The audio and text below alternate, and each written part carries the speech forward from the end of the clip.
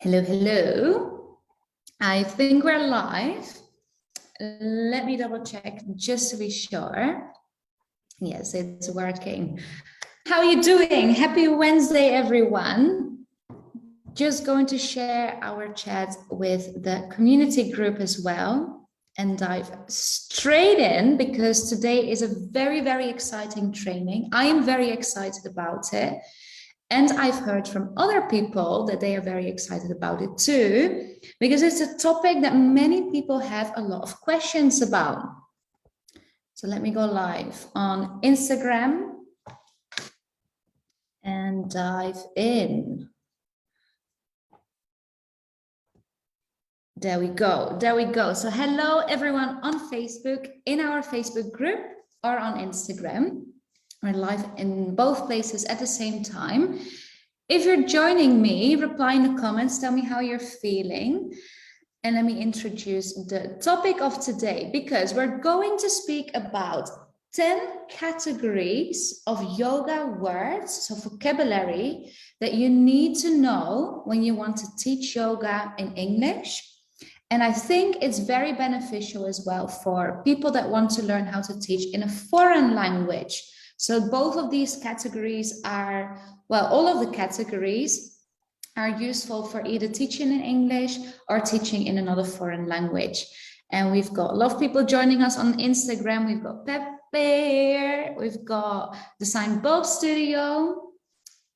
Esenurgo. I'm not sure how to pronounce your name. And Belen, how are you doing? Lovely. It's really nice to see you all. Received a lot of emails from people that couldn't join as well. So for those watching the replay, welcome. And let's start. Hi, Gwen. Really nice to see everyone here today. So yoga vocabulary, and especially vocabulary that we use in our classes, teaching asana. So for those that teach asana classes, hang on, stay with me, because this is going to be a very, very interesting and useful training for you. So the most common challenge that I see the students that we work with, but also the people in our community, and especially those in our group on Facebook, the most common challenge that they have is that they don't know the right vocabulary to cue their classes or cue their students effectively. So they deal with a very common misconception of believing that it's necessary to have a proficient level of English to teach. So in this training, I'm going to speak to you about 10 categories of yogic words, yogic vocabulary that you need to know to teach with confidence and clarity. That's to say that if you know these words, if you know all of the words that belong to those categories, it doesn't mean you need to be fluent. Doesn't mean that you have to have a proficient level of English or write formal English letters, write formal business for business purposes. This is really to teach asana. So how fluent do you then really need to be? That's a question I often get. How fluent do I really need to be to teach yoga in English? So Enga's team, so myself, the people I work with, we are English language teachers and yoga teachers. So of course, our aim is to teach our students to speak English for yoga as perfectly as possible. And with perfect, I don't mean without mistakes, without sounding like they come from another language, from another country, so without an accent, but really in a way that's clear, effective, accessible, and inclusive. When I speak about speaking perfectly, I often see that our students overthink their language use, their vocabulary knowledge, or that they are trying to translate every word that they use in the first language that they teach in as precisely as can be in the language that they want to teach in. And for most of you here, that's English. So the problem with direct translation is that words, phrases, expressions, all of these terms, they simply have another association or connotation in the language that you want to actually use it. So direct translations is one of the first things that I will tell you to unlearn, but it's not the purpose of this blog. If you want to know about how to translate and how to translate effectively, check out our blog or check out our online training. So it's in the Facebook group or on our podcast, Your Yoga and English podcast on Spotify and Apple Podcasts, and look for why it's a bad idea to translate your scripts. That's the title of the training, and I explain everything about why you shouldn't translate and think of your own words instead. So this training really focuses on the reassurance for you that your English doesn't have to be perfect in order to teach amazingly. So some facts. And if you follow us on Instagram, you might have seen this before. Around the world, there are 527 million people that are native or bilingual speakers and use English as their first language or one of their first languages. In return, there are 1.5 billion people, so we spoke about million for native speakers, but 1.5 billion people that are English learners, like you, like people in the community, like those here on Instagram. So there's a lot more learners than there are actually native speakers. With that, I want to say that there are way more English learners who have English as their second or as their second or third or fourth or fifth language. And that also means that there's a lot of variation and imperfection is inevitable. All right, so in the training, in our challenge, the 3-day challenge, that's on the 1st to the 3rd of July, I'm going to speak about accents and how to embrace it, how to improve it. But I just want to point out here that there is no option, it's inevitable to sound a little bit different from time to time. Mostly because English is a language that's widely spoken all over the world. And we often tend to compare it to British or American accents, where really English is used in many, many, many different ways, many different accents, many different expressions spread out over regions and provinces, different ways. All right, so your fluency obviously comes with speaking smoothly, clearly and effectively, but it's not the main requirement to teach yoga and English. Now, how many words then do you need to know? If you don't have to be fluent, how many words do you need to know? So the common framework of reference for language describes that the tasks, performance, and expectations and language skills needed for each level that are different depending on the type of exam that you're doing. They say that to pass a regular exam, like the Cambridge exams, IELTS, TOEFL, a beginner knows about 2,500 words, so 2,500. An advanced to proficient speaker knows about 10,000 words, all right? But think of yourself in the context of yoga. Your aim as a yoga teacher is not to pass a language exam. There's no one that you need to prove your level of English to. The language skills that you need for teaching yoga are completely different. And it really depends on the context of your classes, the services that you offer, and your professional goals. So think of yogis that are starting yoga and the language that you need for that. The language that you need for people that are beginners, so just starting yoga, haven't practiced much or haven't got much experience, often these classes focus on the body, anatomy, alignment, all of the basic stuff, right? Then if you teach yoga for mental health, for example, your classes tend to focus more on emotional and mental fluctuations, on well-being, on the way that we speak to ourselves. So the language that you need for those two types of services is completely different as well. So instead of learning classroom English, going to general English classes, general English meetups or language exchanges, I need you to reflect on the language that you need for the types of services that you want to offer. So then focus your learning on the language that you need to present your offerings, to present your services in the most effective and clear way as possible. All right. So remember, I spoke about the type of language and vocabulary you need for your specific field in yoga. This also refers to your teaching style. So if you are a teacher that loves to speak about alignment and give detailed instructions, educate your students on anatomy, for example, it may be clear already that the language that you use focuses on words to do with directions, with anatomy, with the human body. But if you're more of a motivational speaker, a spiritual leader, into speaking about your emotions, your language learning will focus much more on the body and mind connection, on adjectives that describe the body and mind, but also characteristics, personalities, metaphors, phrasal verbs, quotes, whatever you want to add into your classes.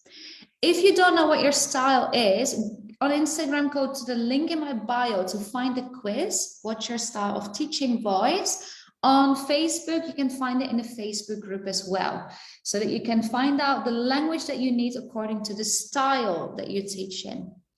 All right, so become very clear on your teaching voice first, and then have a look at the vocabulary categories that I'm going to share with you right now. All right, so take the quiz, go to the link in my bio, or find it in the Facebook group, and listen, because I've got your 10 categories here.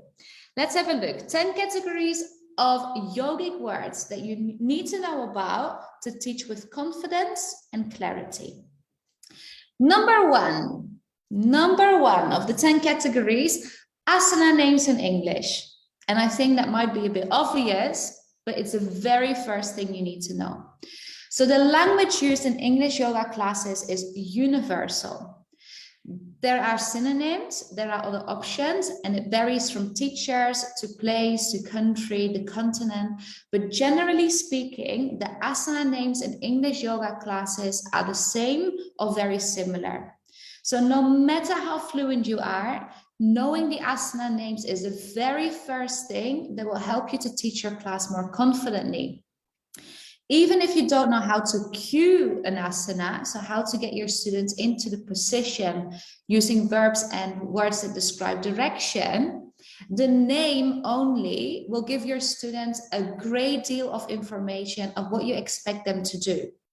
So if you don't know them already, make learning asana names your #1 priority, because that means that you can teach asana all around the world, because the asana names are universal. They're used everywhere. Like I said, synonyms and options, other options there are, but usually, generally, most of the time, the names are the same. So category 1, asana names in English. Then number 2, language for movement. Now, language for movement is quite a broad category. When teaching asana, you want to be able to guide your students from point A to point B. And to do that, you need cues and instructions that are clear and easily understood. Especially if your classes are dynamic or fast-paced, like for example in Ashtanga, in Vinyasa, Power Yoga, even Kundalini, you want to use as little words as possible. Because the more you say, the more chances you have that your students get distracted. So fewer words, a little amount of words, help your students to straight away react to what you're saying. So they listen and they follow your guidance in the same moment. So language for movement, I said it's a broad category, but this includes verbs, prepositions, nouns, and adjectives that describe directions. So you will use these to guide your sequences, to communicate direction and position, but also alignment, to describe the alignment. Yeah, so that's the second category, language for movement. The third category is body parts. So the third category of all of these categories that we can study are the body parts. First of all, general body parts. So general body parts are like hands, feet, your legs, your arms, elbows. These are the common everyday words that we use to describe the body. And these are the common words as well that you usually learn in an English class when you first start learning. It's also what most English speakers learn from a young age, so they know exactly what you're speaking about. So general body parts, they refer to the areas of the body.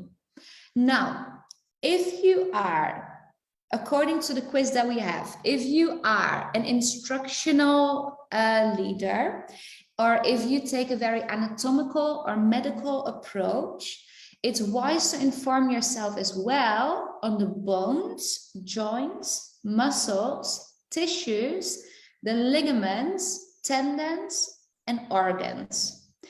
Organs, especially if you teach yin and you teach yin according to the meridians. All right, so body parts is the third category.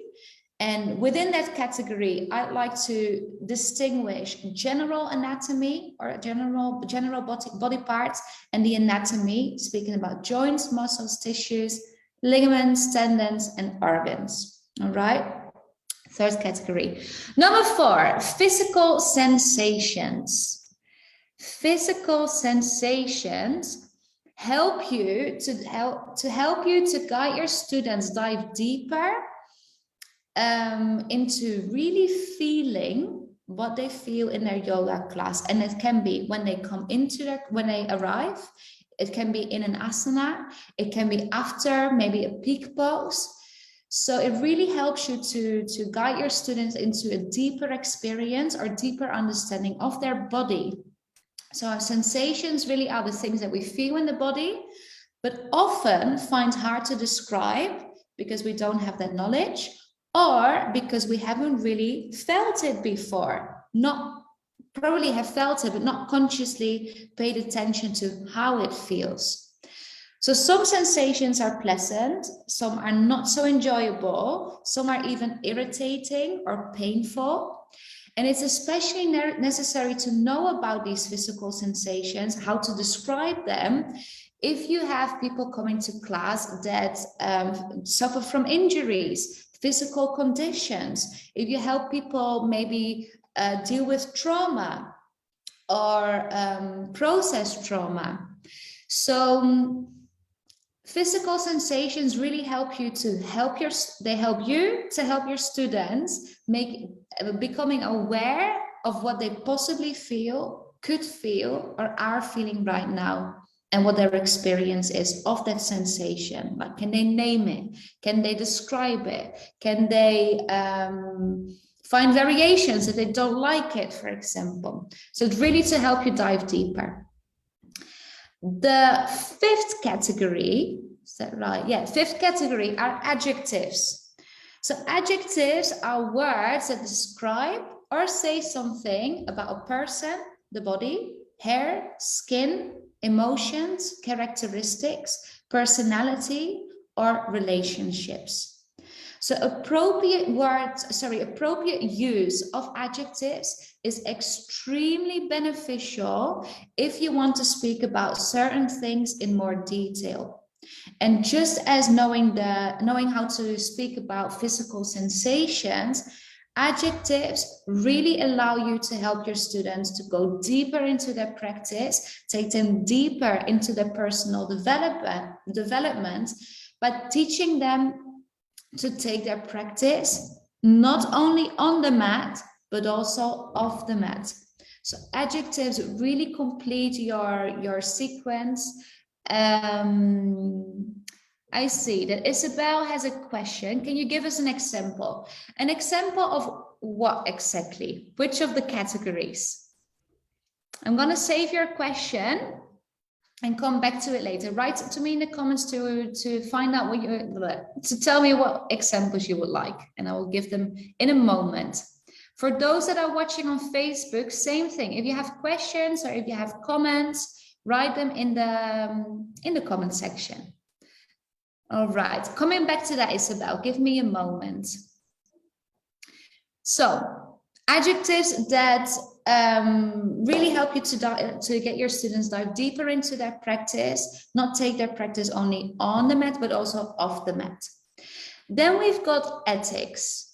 Now, ethics, you will know because you've studied the yamas and the yamas, or you've studied the sutras and the 8 limbs of yoga. So ethics relate to morals, values, and principles that define a person's thoughts, beliefs, and behavior. Now, learning vocabulary to do with the ethics greatly helps you to teach your students about the philosophy and lifestyle of yoga, including the yamas and the niyamas.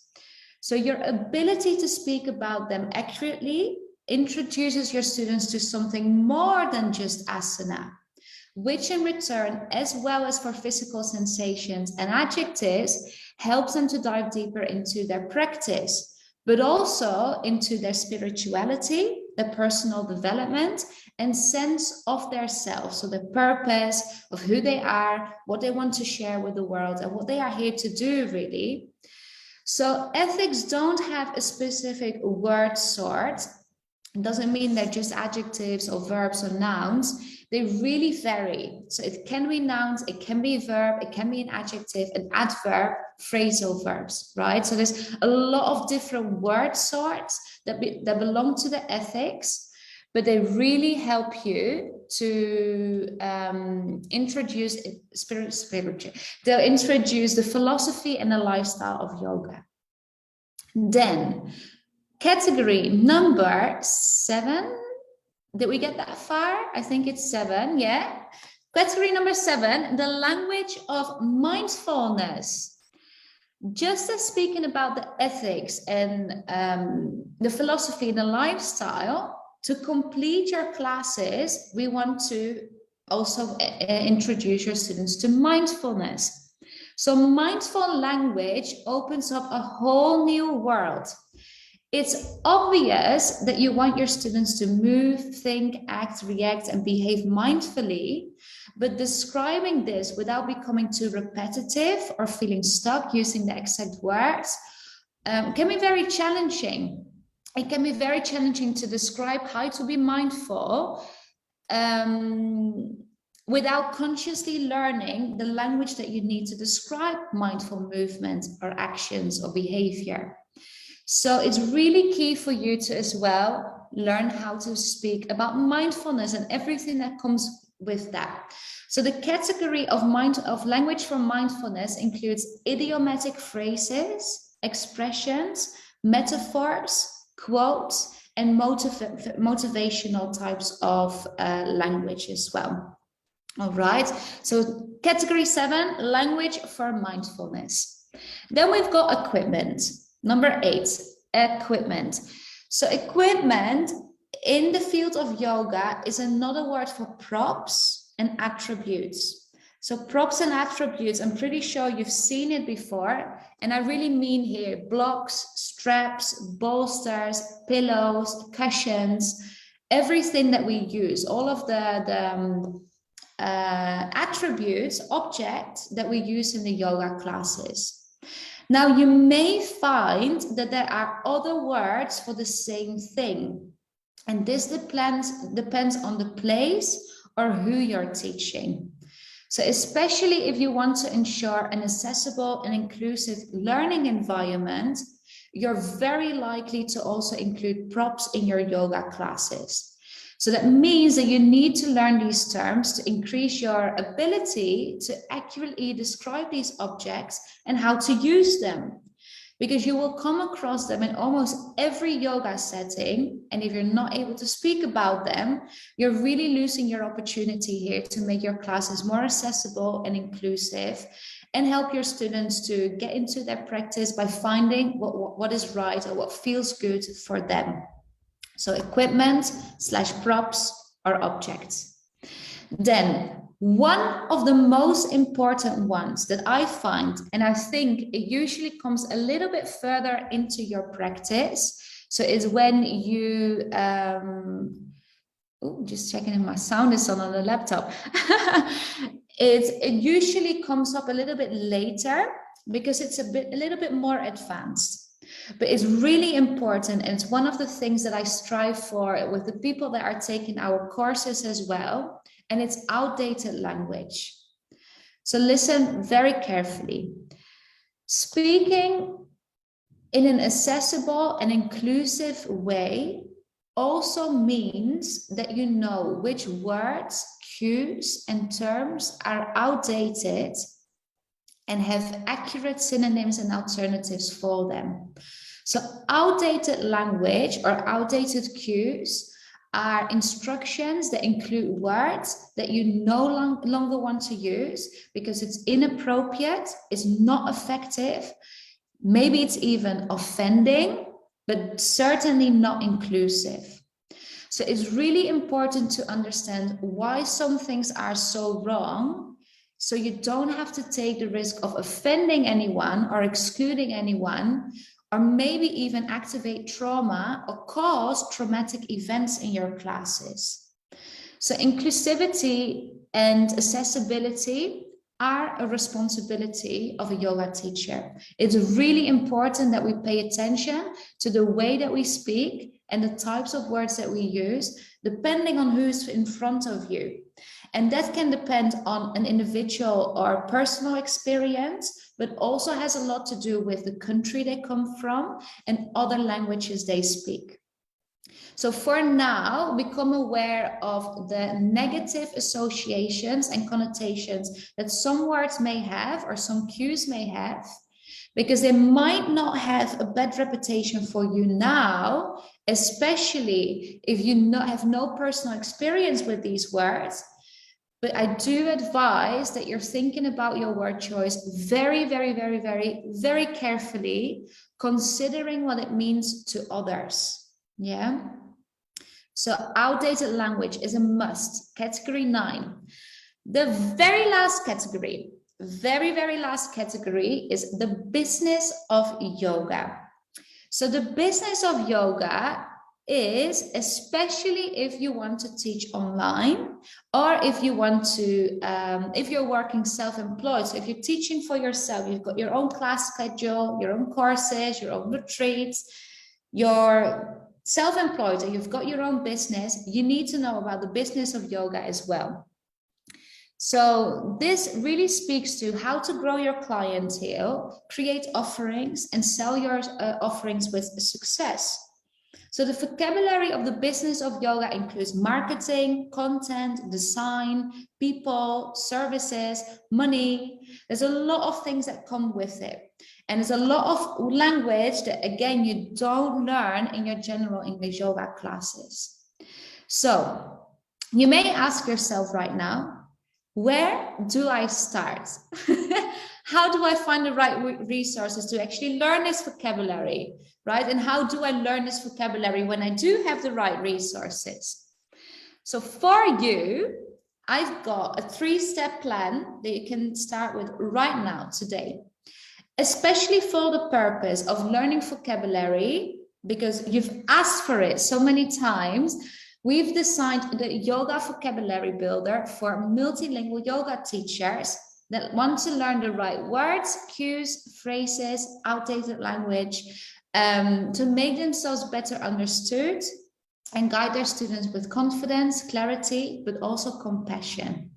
So in the Vocabulary Builder, you will be equipped with language that deals with all of these 10 categories of yoga words that you should know, as well as video training to help you optimize your learning techniques. So the video training will help you to understand your learning style, to choose memorization techniques that really work for you personally, and practice everything in a practical way and with other people that are on the course. But to get started, very first thing you need to do is to take the English grammar and yoga vocabulary test. It's a free level test that will give you insight into what you already know, but most of all, what you have to improve. So the link as well is in my bio, I believe. I'm going to link to it in the Facebook group. So take the English grammar and yoga vocabulary test to find out about your level, find out what you need to improve. And then afterwards, you can sign up to the Yoga Vocabulary Builder, which is a course. And I want to say 2 more things about that. The course is going to be launched in a month. Is it a month? No, 2 months from now. So from the 1st till the 3rd of July, we've got a free challenge that will help you with all of these things. And then afterwards, you can buy the bundle. So we've got the Find Your Voice in English and Yoga Vocabulary Builder together for you as a bundle. So if you want to know more about that, keep tuning in. Keep tuning in here on Instagram and on Facebook. Take the quiz, what's my style of teaching voice? Then take the other quiz to find out about your English level right now. And send me a message if you want to know more about this. All right. So going back to Isabel and the example about adjectives. Yeah, so adjectives, remember, they speak about emotions, on a physical level, they speak about the body, hair, skin, and a person in the way that they appear, so the appearance. But they can also speak about emotions, characteristics, personality, and relationships. So when you want to speak about this in class and say that, for example, you work with the theme, let me give you a good example. You work with the theme acceptance. Now, a lot of people they find it difficult to accept themselves for who they really are. And it might be because of many different reasons. So think of adjectives that describe their personality in a positive way, because we always want to look at it from a positive way and not compare anything to the way that they think about themselves negatively. So say that they feel frustrated. Maybe they feel disappointed. All of these are adjectives. Maybe they feel angry. Maybe they feel insecure, uncertain, hopeless, desperate. All of these adjectives we want to find synonyms for that counteract the way that they feel. So you could ask questions about what is it that you like most about yourself, or name the good qualities that you have. You can sprinkle in examples with adjectives that describe these things. So maybe they're very open-minded, maybe they are very friendly, maybe they are very thoughtful, very loving, very caring.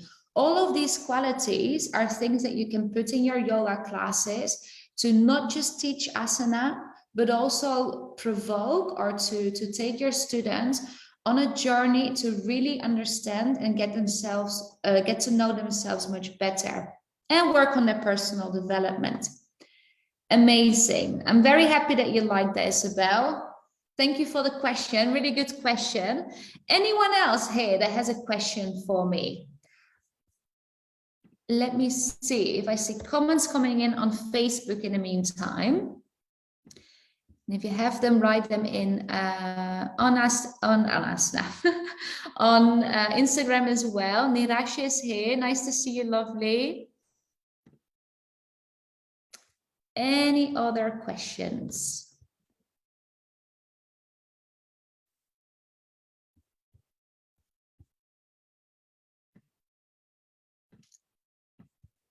Right. So if I see your questions coming in, I will come back to them. Just quickly to summarize, how fluent do you really need to be? You don't have to be that fluent. You don't have to speak like a native, and you certainly don't have to have a proficient level of English.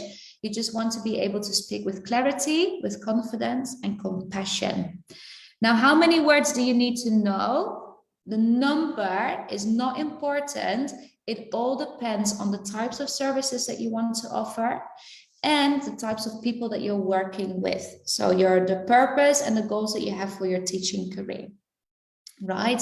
So then the categories were, the 10 categories: asana names in English, language for movement, body parts, physical sensations, adjectives, ethics, the language for mindfulness, equipment, outdated language, and the business of yoga.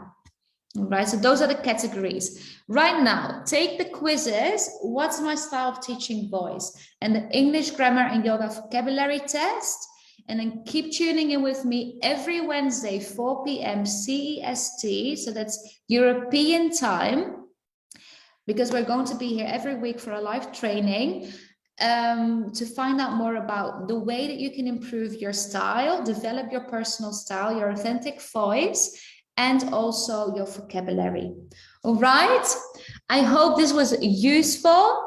If you go throughout the day and you've got questions or something wasn't clear, or you want to know more about something, send me a message, and I hope to see all of you again next week. Have a great rest of your day. I think I said that already. And see you all later. Sending lots of love.